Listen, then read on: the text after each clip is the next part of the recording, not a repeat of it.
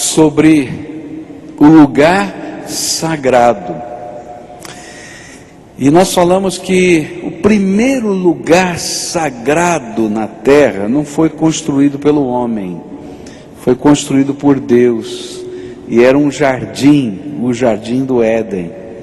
E nós começamos a estudar então no livro de Gênesis, como é que foi, o que significou esse lugar sagrado. E a gente começou lendo a palavra de Deus sobre esse momento em que Deus constrói esse jardim, não uma floresta, mas um jardim para ele ter comunhão.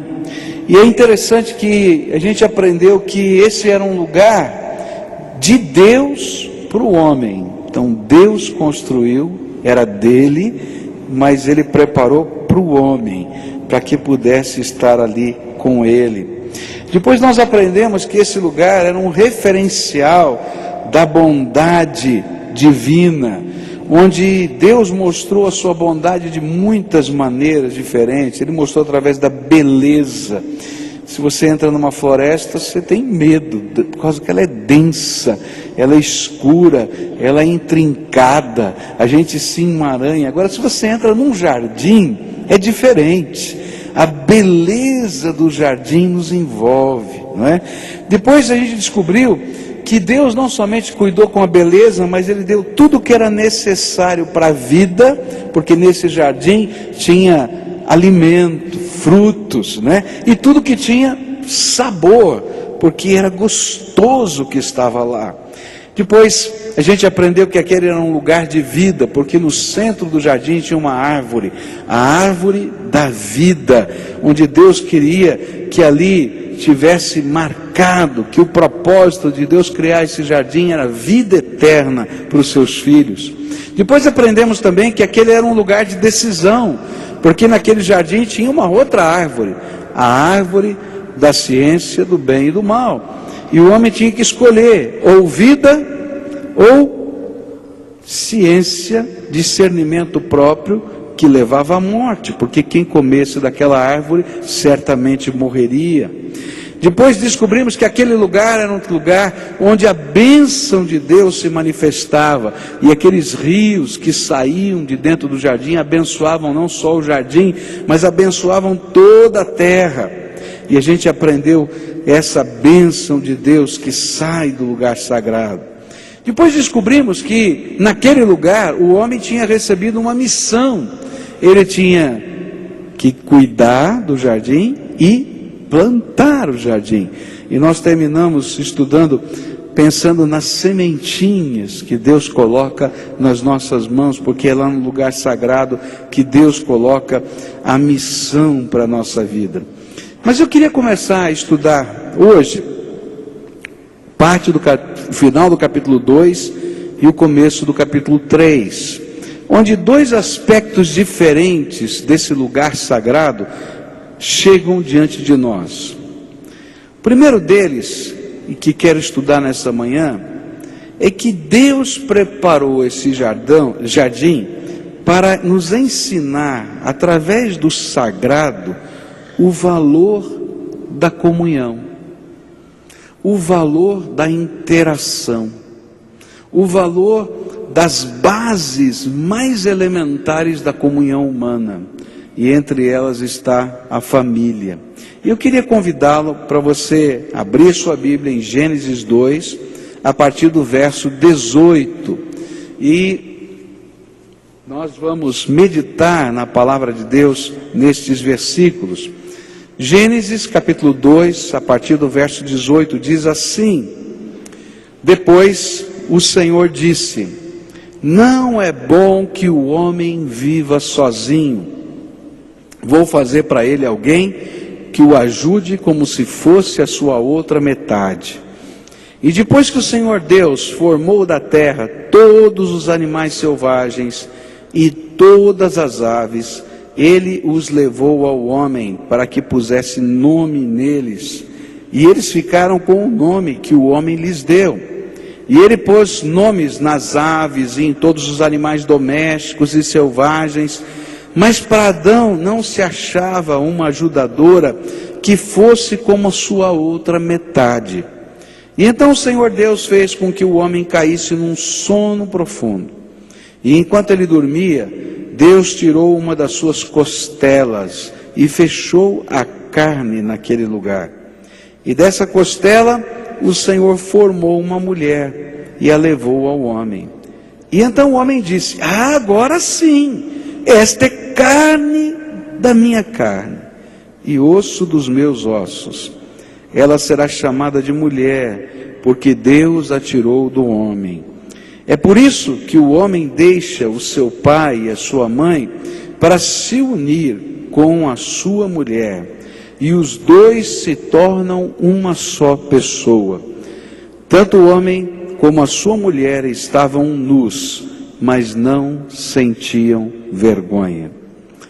É interessante isso, que chega nesse momento da história do jardim de Deus, que Deus fez para o homem, mas que era o primeiro lugar sagrado na terra, porque Deus estava nesse jardim e tinha comunhão com o homem.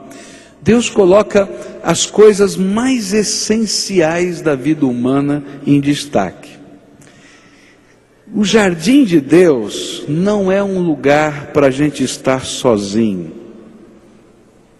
porque o lugar sagrado sempre vai ser o lugar da suprema comunhão.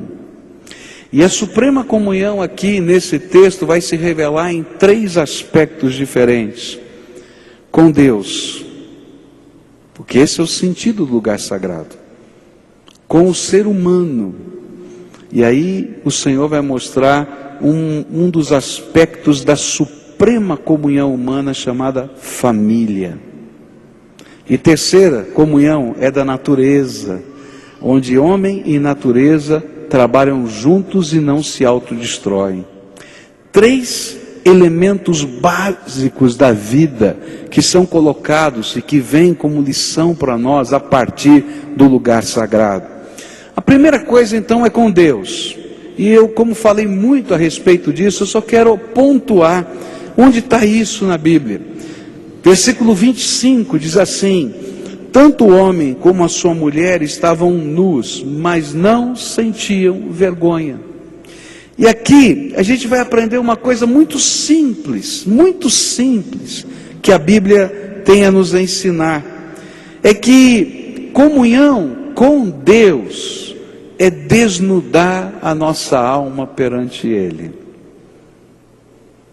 O que a Bíblia está dizendo é que aquele homem, aquela mulher, aqueles seres criados, eles não tinham qualquer obstáculo de estar na presença de Deus. A natureza não lhe impedia, a vida não lhe impedia, a roupa não lhe impedia, e na verdade, estar em comunhão com Deus é como se a gente tirasse a nossa própria roupa diante dele, e a gente estivesse se desnudando nas coisas mais profundas da alma. Bom, algum tempo atrás, eu fui fazer uma cirurgia. E eu não sei se você já viveu uma situação dessa, quando você vai para o centro cirúrgico. Então chega a enfermeira no seu quarto, né, e traz um jalequinho para a cirurgia. Você já viu o jalequinho de cirurgia, como é que é? E aí veio aquela mocinha, trouxe para mim o jalequinho da cirurgia. Eu olhei para aquilo é horrível, porque você cobre a frente e a sua traseira fica toda livre. É verdade ou não é? Não é? E eu olhei para a mocinha assim, com aquela cara assim de desespero, e falei assim: é aqui que a gente perde toda a dignidade humana. Eu acho que a moça ficou tão impressionada assim com o meu jeito, eu estava todo desajeitado, que ela falou assim: espera um pouquinho, trouxe um outro jaleco para eu vestir nas costas. Mas na verdade, a gente não fica sem roupa, à vontade, a não ser que a gente tenha uma profunda intimidade. Profunda intimidade. E eu sei que às vezes, até pessoas que são casadas, em determinados momentos da vida, dizem: olha, não sei se eu quero tirar a roupa não. né? Até no momento do ato sexual, ou engordou um pouquinho, teve isso, aconteceu aquilo, apaga a luz, porque eu não me sinto à vontade. O que a Bíblia está dizendo para a gente é algo tremendo. Deus quer ter profunda intimidade e comunhão com o ser humano. E eu não estou falando de sexualidade, eu estou falando da gente desnudar a nossa alma diante do Todo-Poderoso, da gente poder compartilhar as coisas mais simples e as mais profundas, as mais naturais e as mais escondidas do nosso coração, e que a gente possa se sentir bem de Deus estar tratando a nossa alma. Ontem à noite nós tivemos um culto ali com os líderes, e foi um momento muito precioso de Deus. Um dos pedidos de Salomão, quando ele dedicou o templo, foi esse: Senhor, que esse lugar seja conhecido como o lugar em que o Senhor trata as nossas feridas. E aí nós íamos orar uns pelos outros, porque todo ser humano tem as suas feridas, e os líderes também têm feridas dentro da alma, que precisam ser tratadas. E eu disse: olha, antes da gente orar uns pelos outros, porque a gente está pedindo para Deus tratar as nossas feridas, eu queria saber de uma ou duas pessoas que pudessem vir aqui na frente, alguém que já foi ferido, que já esteve profundamente machucado, e que o Senhor tratou as suas feridas, para que a gente possa dar uma sementinha de fé no coração daqueles que precisam ser tratados. E foi tremendo, meus irmãos, porque não veio uma, não, vieram várias pessoas. A gente teve que dizer: ó, para um pouquinho, que a gente vai orar agora. E que coisa linda o que a gente ouviu, pessoas compartilhando problemas profundos da alma com a família, problemas profundos da alma com a igreja, profundos da alma com as pessoas, com as decepções. E de repente a gente foi ver o Deus que tem comunhão na mais profunda intimidade conosco, tratando a alma que foi desnudada diante dele. Então a lição que eu queria deixar para você nessa manhã é muito simples. O lugar sagrado é o lugar em que a gente desnuda a nossa alma na presença do Todo-Poderoso. E a gente não se acanha, porque Deus é aquele que cura as nossas feridas e trabalha o nosso coração, porque Ele tem amor por nós. Segunda coisa que esse texto vai me ensinar sobre o lugar sagrado, é que o lugar sagrado é também um lugar de comunhão com o outro. E nesse contexto, ainda que isso tenha uma amplitude maior, no sentido de que a comunhão dos homens com os homens na presença do Todo-Poderoso é sagrada para Deus, Deus vai colocar agora isso idealizado, isso numa forma de um modelo que tem que ser repetido na vida de todo ser humano. E ele coloca como marco sagrado desse ideal divino, que diante dele homem, pessoa humana, tenham comunhão, é a família. E então olha só o que vai acontecer. E eu acho tremendo esse texto, especialmente quando a gente conhece a natureza de Deus. E a Bíblia diz assim no verso 18: depois o Senhor disse: não é bom que o homem viva sozinho, vou fazer para ele alguém que o ajude como se fosse a sua outra metade. E ele toma essa intenção, ele decide isso, e se você olhar o capítulo 1, você vai descobrir que essa decisão já tinha acontecido para toda a criação. Isso não era uma novidade.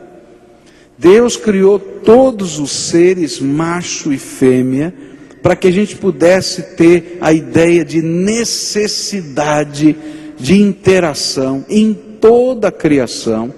Isso não foi um acidente, Deus não fez um intervalo à toa, não foi porque Ele esqueceu de criar a mulher, mas é porque Deus tinha um propósito.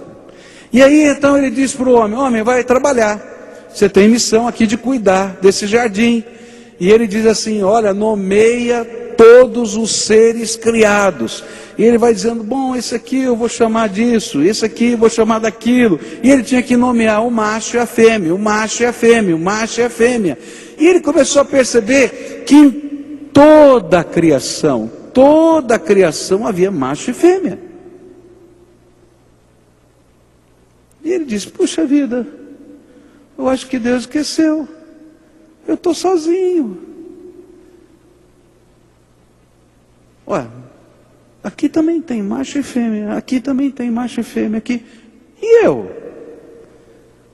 Como é que faz? E Deus estava trabalhando o coração do homem. Porque Deus é perfeito e os planos dele são eternos, imutáveis, diz a Bíblia. Ele não se esqueceu. O homem é que não podia se esquecer da lição que Deus queria ensinar. E então ele dorme. E aí Deus faz uma coisa tremenda, que vai ensinar para a gente o significado de comunhão. Não há comunhão se eu for egoísta, queridos. Não há comunhão se eu não aprender a compartilhar. Não há comunhão se eu não aprender a doar para nunca receber de volta. E aí o que Deus faz? Dorme Adão. E Deus vai retirar algo dele para toda a eternidade. E ele tira uma costela. E se você já estudou um pouquinho de biologia, você vai descobrir que essa é uma diferença entre o homem e a mulher, o número das costelas. Ele tira uma costela que nunca mais volta. E daquela costela Deus acrescenta algo, porque não daria para fazer tudo da costela. Então eu estava lendo um autor dizendo assim, que a mulher é muito especial, né? Porque um pedacinho veio do homem e tudo o resto veio de Deus. Eu não sei se tem tanta razão teológica, mas que é bonitinho né? Fala a verdade, né? Então, gente, ele vai lá e constrói a mulher. E quando o homem acorda? Se você ler esse texto aqui, é interessante, porque ele diz: agora sim, né? Na linguagem de hoje, ele diz: agora está certo, estava faltando, tudo aqui tinha alguém, para todo ser vivente havia um respectivo par, menos para mim. Eu estava sozinho nessa terra. E queridos, a vida sozinha, sem a gente aprender a ter comunhão com outro ser humano, ela é vazia. E aí Deus vai instituir a primeira família. E aqui tem uma coisa tremenda de Deus, quando Ele institui a primeira família, é para a gente entender que desde que eu nasci, Deus tem um propósito, que eu aprenda a compartilhar a vida com pessoas significativas.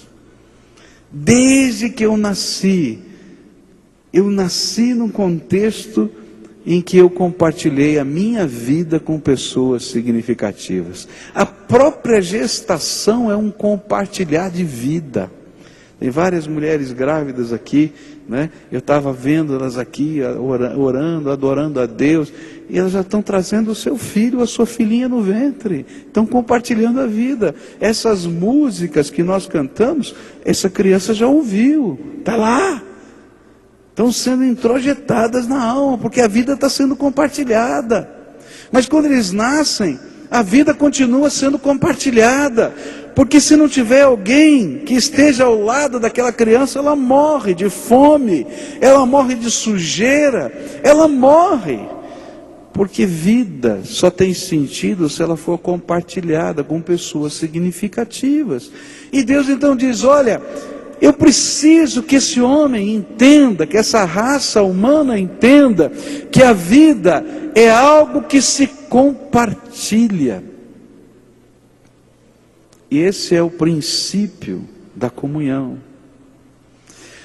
Um dos grandes problemas na nossa modernidade é que nós estamos sendo inculcados por uma filosofia em que diz que a vida se desfruta, não se compartilha. Que a vida se consome, não se divide.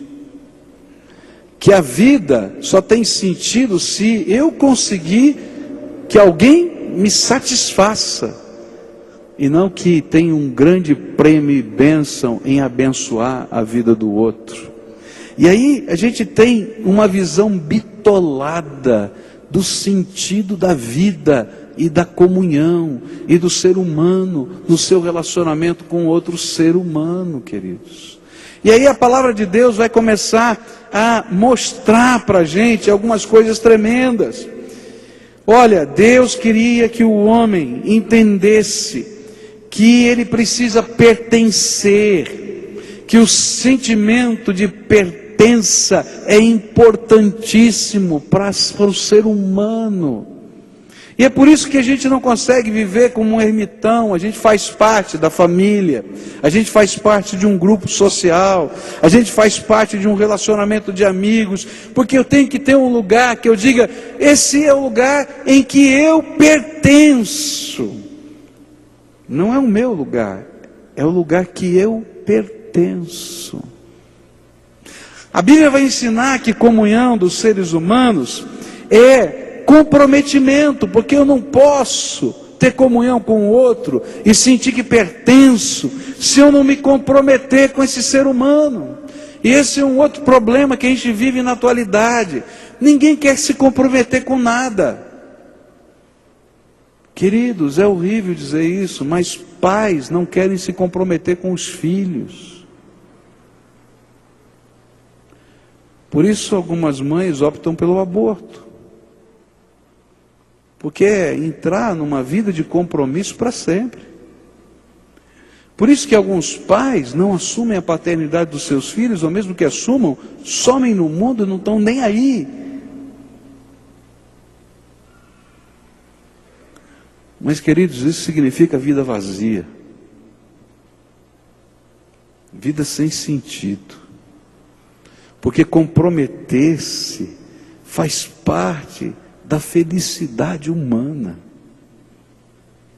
É por isso que a gente trabalha seriamente dizendo que um dos valores bíblicos é o casamento, onde você assume responsabilidade com a outra pessoa, publicamente, juridicamente, familiarmente. É diferente do viver junto ou de ter uma experiência de desfrutar prazer por algum tempo. É compromisso, é dizer, eu vou investir a minha costela, um pedaço de mim na tua vida, e vice-versa. Isso também acontece no relacionamento de casa. Pais e filhos, filhos e pais, compromisso. Quem é responsável pelos membros da sua família? Queridos, não é o governo, não, é você. Eu brinco muito com os meus filhos, né? Michel e Kelly são testemunha disso. Eu sempre digo para eles, ó, se prepara, tá? Que eu vou ficar velho. E eu tenho no mínimo 20 anos de crédito. Prepara aí que vai ter que cuidar de mim. Eu falo isso desde que eles eram pequenininhos. Porque, queridos, esse é o sentido da família, um cuida do outro. Em momentos diferentes da vida, as expressões de cuidado serão diferentes, mas esse é o sentido de ser e de pertencer e de ser protegido nesse contexto. Mas para isso eu tenho que aprender a repartir, a compartilhar, a ajudar e a ser ajudado, sem que isso seja um peso. O que a Bíblia está nos ensinando é que Deus, quando fez essa surpresa para Adão, Ele tinha um propósito, que ele entendesse que Ele estava dando a Adão um presente de amor. Ele já tinha dado o seu amor para Adão, mas Ele está dizendo, olha, um outro presente que eu estou dando para você como ser humano, é a capacidade de amar e a necessidade de ser amado. E isso, queridos, Pode ser que não exista em qualquer outro lugar da face da terra, mas tem que haver em 2 lugares. No lugar sagrado. Por isso a igreja precisa ser o lugar da comunhão com Deus e com os homens, onde a gente tem a liberalidade de cuidar uns dos outros, porque simplesmente eles são nossos irmãos, parte da nossa família. E o segundo lugar, ou o primeiro na nossa existência, a nossa própria família, onde a gente vai aprender a amar e ser amado. Tem famílias problemáticas? Tem. Tem defeitos? Tem confusão? Tem. Mas ainda assim, essa é uma instituição divina, porque ela nos ensina as bases da existência humana. Eu pertenço e eu cuido. Porque sem isso, queridos, a gente está perdido. E é interessante que quando a gente passeia pela Bíblia, a gente vai descobrir que essa ênfase não está lá só em Gênesis. Essa ênfase está espalhada pelo Novo Testamento. Olha só, por exemplo, Jesus, Mateus 19, vai dizer assim: Jesus respondeu: por acaso vocês não leram o trecho das Escrituras que diz: no começo o Criador os fez homem e mulher, e Deus disse: por isso o homem deixa o seu pai e a sua mãe para se unir com a sua mulher, e os dois se tornam uma só pessoa, e assim já não são 2 pessoas, mas uma só. Portanto, que ninguém separe o que Deus uniu. O que a Bíblia está tentando dizer, o que Jesus está tentando dizer? Alguém vai perguntar sobre divórcio para ele, ele vai falar que o divórcio foi permitido por causa de um problema. Era a dureza do coração do homem. Quando o homem endurecido não consegue entender as necessidades básicas da sua natureza, desgraça vem sobre a terra. E aí as leis nos ajudam a diminuir o mal, mas o mal já está instalado. E o que a Bíblia está falando sobre família é a instituição do bem, da gente aprender a cuidar, da gente aprender a sofrer, da gente aprender a andar segundo a milha, da gente aprender a crer na restauração, da gente lutar por isso e não desistir. Mas não foi só Jesus que falou sobre isso. Olha só, por exemplo, o apóstolo Paulo, em Efésios 5, versos 28 a 33, a Bíblia vai dizer assim: o homem deve amar a sua esposa, e assim como ama o seu próprio corpo. O homem que ama a sua esposa ama a si mesmo, porque ninguém odeia o seu próprio corpo, pelo contrário, cada um alimenta e cuida do seu corpo, como Cristo faz com a igreja, pois nós somos membros do corpo de Cristo. Como dizem as Escrituras Sagradas, é por isso que o homem deixa o seu pai e a sua mãe para se unir com a sua esposa, e os dois se tornam uma só pessoa. Há uma verdade imensa revelada nessa passagem das Escrituras, e eu entendo que ela está falando a respeito de Cristo e da igreja, mas também está falando a respeito de vocês. Cada marido deve amar a sua esposa como ama a si mesmo, e cada esposa deve respeitar o seu marido. E aí o apóstolo Paulo vai colocar para a gente quais são as bases do relacionamento familiar. Como é que essa comunhão com Deus, quando a gente desnuda a nossa alma, que foi iniciada no lugar sagrado, se torna também uma comunhão com outro ser humano dentro da família? E como é que isso Deus vê como sagrado, porque Ele instituiu nesse lugar sagrado? Então como eu posso vivenciar isso? E aí Paulo coloca alguns princípios muito simples, e ele diz assim: você quer viver em família? E ele está falando para os maridos, mas eu entendo que isso tem a ver com a família como um todo. Então você tem que aprender a se dar à pessoa amada. Queridos, não tem família que perdure se um dos elementos dessa família, especialmente entre o casal, for egoísta, só pensar em si mesmo. Não tem jeito. E aí ele diz assim: sabe qual é a base do relacionamento humano dentro da família? é amar a ponto de se entregar. Você quer ter comunhão na sua casa? Ame a ponto de se doar integralmente pelas pessoas significativas da sua casa. Doe você mesmo, o seu coração, a sua alma, a sua vida. Doe-se para o marido, doe-se para a esposa, doe-se para os filhos, filhos, doem-se para os seus pais. E é nessa base da doação que a família existe.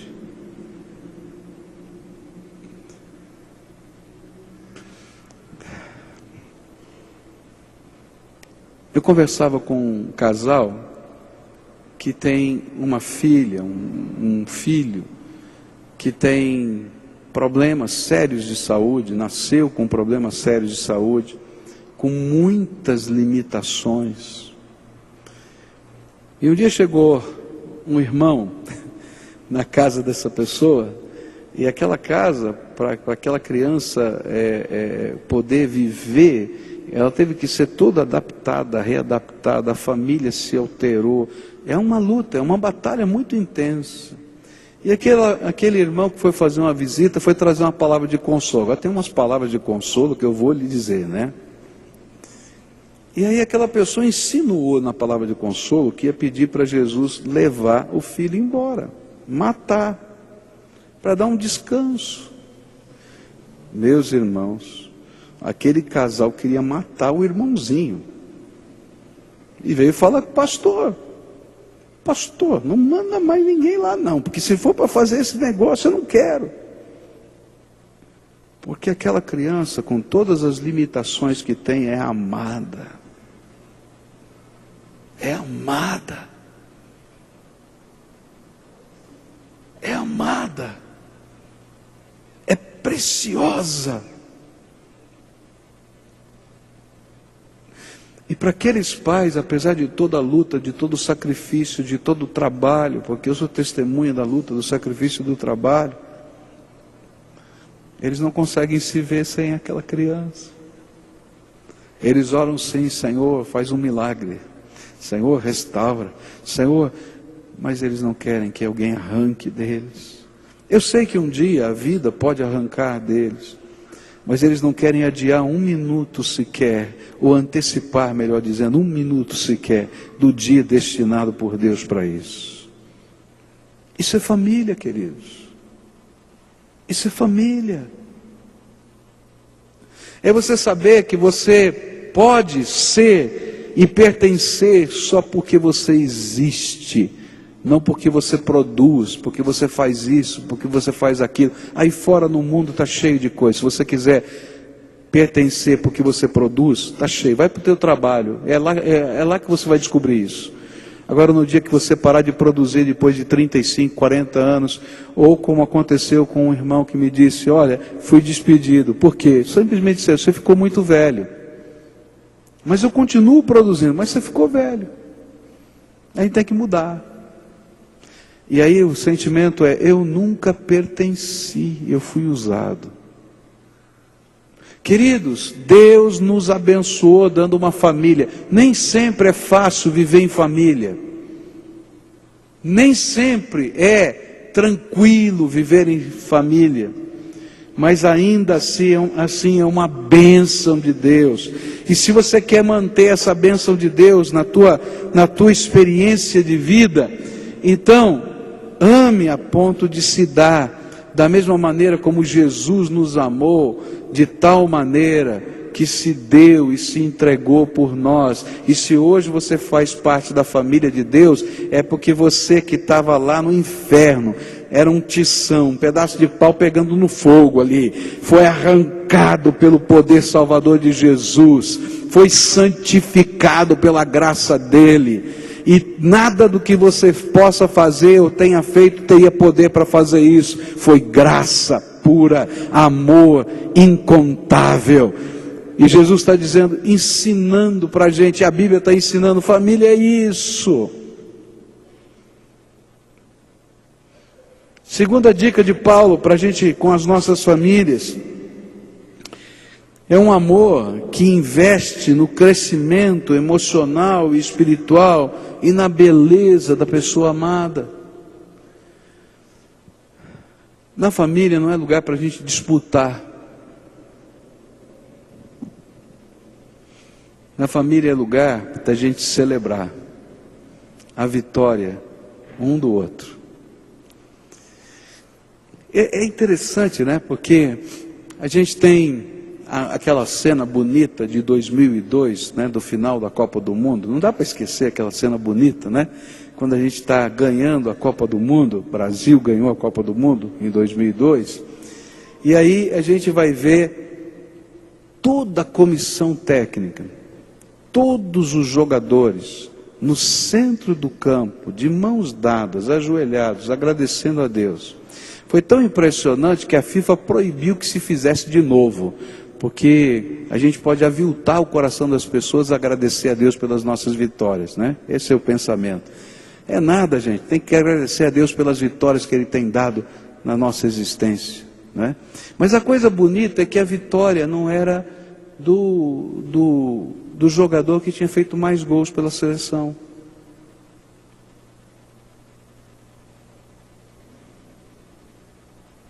Não é verdade? A vitória era de todos. E uma família é assim, queridos. A gente investe um no outro, e as derrotas de um são as nossas derrotas. E nós choramos as dores mais profundas da alma com as derrotas dos nossos queridos. Mas nós celebramos com a alegria mais profunda da alma com a vitória dos nossos queridos. E todo pai tem um sonho que está dentro da alma. Não é que o seu filho seja igual a ele, mas que o seu filho seja melhor do que ele, e que alcance mais sucesso do que ele um dia poderia ter alcançado. E não é porque a gente quer projetar só os nossos sonhos na vida dos nossos filhos, ainda que isso seja verdade, mas porque faz parte da família a gente investir na vitória dos outros. Eu conversava com uma família, essa família passou por uma luta financeira, e ela estava dizendo, Deus começou a restaurar a nossa vida financeira. E foi uma alegria muito grande, quando a gente pôde dizer para os nossos filhos, vocês podem voltar a estudar inglês. E eu fiquei pensando, sabe, pastor, porque na hora que estava difícil, nós tivemos que dizer para os nossos filhos, vocês têm que parar de estudar inglês, vocês têm que parar de fazer isso. E de repente, o nosso coração estava apertado, porque a gente não estava conseguindo investir o tanto que eles necessitavam para um futuro melhor. E aí eu fiquei assim pensando, que coisa bonita que é a família, né? A gente não fica pensando, vou poder comprar cortina, ainda que a gente pense também que a gente tem que comprar cortina, tem que fazer, mas a alegria daquele casal era dizer, meu filho vai poder voltar a estudar inglês, a minha filha vai poder voltar a estudar inglês, eu quero continuar investindo tudo que eu tenho, tudo que eu sou, no futuro melhor das pessoas que eu amo. Isso é família. E Paulo está dizendo que é isso que tem que acontecer, que tem que ser alguma coisa natural na nossa vida. E aí então, a gente aprende na palavra de Deus, como estas coisas podem se tornar valores na nossa vida. E Gênesis capítulo 2, verso 24, nos dá 3 sugestões, e eu vou terminar essa mensagem com elas. É por isso que o homem deixa o seu pai e a sua mãe, para se unir com a sua mulher, e os dois se tornam uma só pessoa. 3 verbos aqui, preciosos: deixar, unir e tornar-se um. O que a Bíblia vai dizer para a gente é, eu não consigo viver o projeto da comunhão se eu não aprender a deixar. Eu tenho que abrir mão de coisas para priorizar pessoas. E eu tenho que abrir mão de pessoas para priorizar as mais significativas da minha vida. E a minha pergunta nessa manhã é simples. O lugar sagrado é o lugar que nos lembra que eu tenho um presente de amor de Deus E eu tenho que investir, chama-se família. E para isso eu tenho que deixar alguma coisa.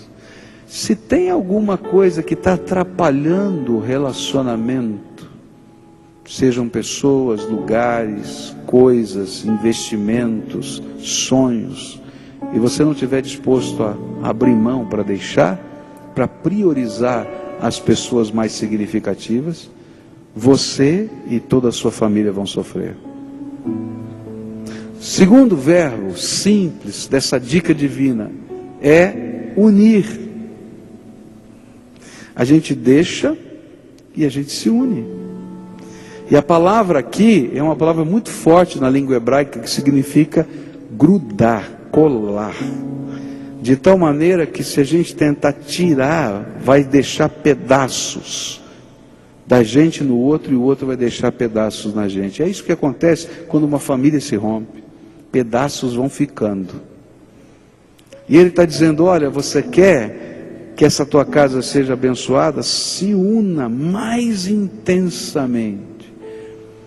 Eu não tenho tempo aqui, mas eu diria para você o seguinte: invista intencionalmente em pequenas celebrações da vida que demonstrem a intenção e o propósito de unir-se com pessoas significativas. Toda família precisa ter alguns marcos memoriais, algumas coisas que se repetem no contexto só dessa casa, que fazem a nossa história e que estão dizendo para a gente: nós somos uma família e nos unimos. E a terceira é tornar-se um.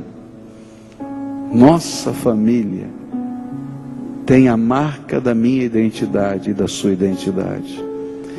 Eu sem eles perco a minha identidade, e eles sem mim perdem a sua identidade. E uma das coisas bem simples para a gente não esquecer está no nome. Você tem um nome, e não é só o primeiro nome. Você tem um nome de família. Queridos, esse nome é uma bênção. E é um ícone da sociedade para dizer para você que você é um com toda a sua família. O lugar sagrado não é lugar para a gente ficar sozinho. A gente se desnuda diante de Deus. E a gente aprende a escolher pessoas significativas com as quais a gente vai desnudar a vida. Mas olha, você já nasceu num lugar onde você vai ter que aprender a desnudar a sua vida, a sua família. Valorize a tua família, invista na sua família, trabalhe pela unidade, se sinta um com a sua família, porque isso vem do lugar sagrado, do Deus que inaugurou algo precioso para nós. Vamos ficar de pé e vamos orar a Deus? Queria convidar você para dar a sua mão para quem está perto de você agora. Dá a mão, fecha o corredor lá na galeria também, fecha tudo. Porque nós somos família de Deus. Tem gente que não gosta de dar a mão no culto. Já me pediram, já recebi, nossa, quantos e-mails. Mas eu vou continuar insistindo. Porque um dia a gente vai entender que você é irmão de quem está do teu lado. E que mesmo que essa pessoa seja diferente, continua sendo irmão. Você faz parte da família de Deus. Você entende isso? Vale a pena. E são pequenos ícones que vão entrando na cabeça da gente. E agora vamos agradecer a Deus pelas nossas famílias. Talvez você vai dizer: pastor, você não conhece a minha família. Se conhecesse, não sei se eu quero agradecer a Deus pela minha família. É um balaio de gato. E eu vou confessar para você, é verdade, tem família que é um balaio de gato mesmo. Mas Deus quer usar esse lugar, esse povo, para ser bênção na tua vida, e vai usar você para ser bênção na vida dessa família. Porque Deus é que inventou esse negócio chamado família. E nós vamos pedir a Deus que Deus abençoe a nossa família, que Deus abençoe os nossos queridos, Que Deus abençoe aqueles que a gente tem dificuldade de ter comunhão, porque às vezes no contexto da família a gente tem marcas, dores, feridas na alma, de coisas que aconteceram e que nos machucaram. E queridos, se não fossem pessoas significativas, não teriam machucado a gente. Porque quando alguém que você não está nem aí faz alguma coisa para você, você não está nem aí também. Agora, se é uma pessoa significativa, tem um sentido diferente. Então, se tem um sentido diferente, a gente vai pedir: Senhor, abençoa, para que haja restauração. Eu vou continuar amando, e eu vou pedir para o Senhor me ajudar a amar, porque às vezes não é fácil amar. É uma decisão amar, é uma consagração amar, é uma entrega amar, é ser um. Então vamos orar pelas nossas famílias agora, tá? E se tem pessoas especiais, específicas no contexto da sua família, eu queria que você está sentindo no coração o desejo de abençoar, por alguma razão, clama ao Senhor, desnuda a tua alma na presença dEle, e vamos pedir pelos nossos queridos.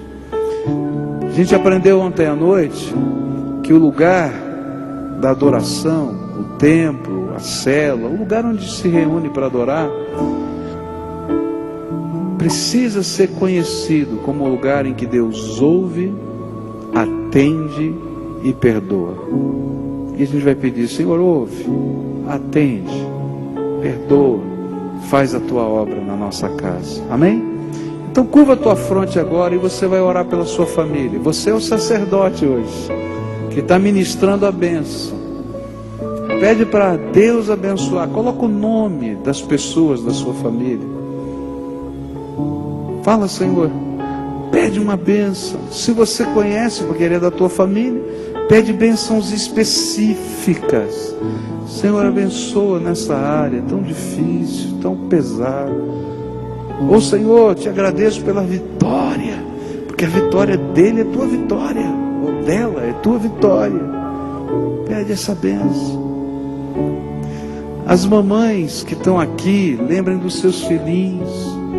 As grávidas que estão aqui, orem por essas crianças que estão aí no ventre. Ninguém melhor do que você, mamãe, que está grávida, para entender que ele pertence, faz parte da tua vida. Senhor Jesus, nós estamos reunidos aqui debaixo da autoridade do teu nome. Senhor Jesus, nós estamos aqui para desnudar nossa alma diante do Senhor. Senhor, nós estamos aqui porque necessitamos da tua graça. E hoje o Senhor ministrou para nós uma bênção que o Senhor instituiu no lugar sagrado, no primeiro lugar sagrado da terra. O casamento, a família, o fato da gente pertencer um ao outro. E eu quero te pedir, Senhor, que nesta hora, quando nós também estamos num lugar sagrado, porque nenhum lugar pode ser sagrado se o Senhor não estiver presente, mas o Senhor está aqui, porque o Senhor prometeu: onde 2 ou 3 pessoas estivessem reunidas no teu nome, o Senhor estaria conosco. Eu quero te pedir: abençoa a família desses teus filhos. Abençoa a família desses teus filhos. Abençoa. Eu não sei o que significa isso, Senhor. Eu sei que cada família tem uma história, cada família tem um contexto, cada família tem seus problemas. Eu sei, Senhor, que existem dores, marcas. Eu sei, Senhor, que existe tanta coisa que acontece no contexto da família. Mas ainda assim eu quero reconhecer diante do Senhor que a família é uma bênção do Senhor para nós. E eu quero te pedir então, Senhor, abençoa. E eu quero te pedir que o Senhor abençoe individualmente a cada um que foi citado aqui nessas orações. Aqueles que estão aqui, que vivam a presença de Deus já. Aqueles que estão longe daqui, que nós estamos orando, que sintam a visitação do teu Espírito agora. O mover do Senhor, a bênção do Senhor. Porque a alegria deles é a nossa alegria, a vitória deles é a nossa vitória. E nós queremos, Senhor, que haja amor, unidade, comprometimento, vida. Escuta, Deus, o nosso clamor, É aquilo que oramos em nome de Jesus. Amém e amém. Amém? Canta conosco essa música. Recebi um novo coração do Pai, coração regenerado, coração transformado, coração que é inspirado por Jesus. Como fruto deste novo coração,